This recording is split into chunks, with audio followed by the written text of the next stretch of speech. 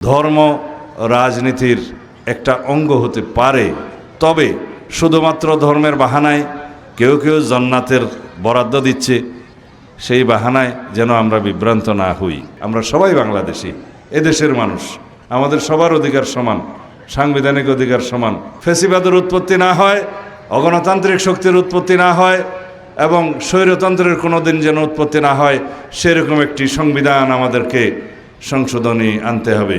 সেরকম গণতান্ত্রিক প্রতিষ্ঠানগুলোকে শক্তিশালী করতে হবে, যাতে করে এই গণতান্ত্রিক প্রতিষ্ঠানগুলো গণতন্ত্রকে পাহারা দিতে পারে, সাংবিধানিক প্রতিষ্ঠানগুলো গণতন্ত্রকে রক্ষা কবচ হিসাবে কাজ করতে পারে। সেজন্য আপনাদের প্রতি আমার অনুরোধ, আগামী দিনের যে নির্বাচন, এই নির্বাচন হচ্ছে বাংলাদেশের বাক বদলে দেওয়ার নির্বাচন, আমাদের আপনাদের সবার ভাগ্য পরিবর্তনের নির্বাচন। এই দেশের সবাই সাম্য, মানবিক মর্যাদা এবং সুবিচার চায়, সেটা প্রতিষ্ঠা করার নির্বাচন আগামীর নির্বাচন। Bashundhara public school and college 2026 শিক্ষাবর্ষে ভর্তি চলছে।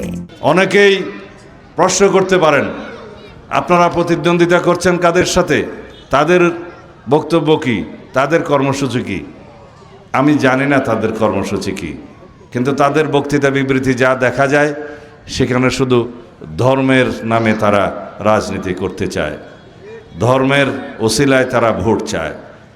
আমরা সবাই নিজ নিজ ধর্ম পালন করি, এখানেও বোমাবিলছড়িতেও আমরা হিন্দু, বৌদ্ধ, খ্রিস্টান সবাই আছে, মুসলমান আছে।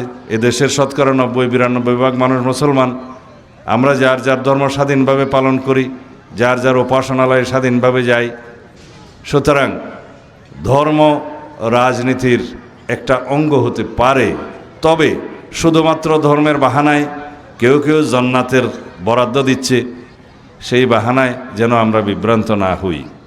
কারণ এদেশের মানুষ, এই সমস্ত ভূখণ্ডে যারাই আমরা বসবাস করি, ধর্ম, বর্ণ, জাত পাত, ভাষা, সংস্কৃতি নির্বিশেষে আমরা সবাই বাংলাদেশি, এদেশের মানুষ, আমাদের সবার অধিকার সমান, সাংবিধানিক অধিকার সমান, গণতান্ত্রিক অধিকার সমান।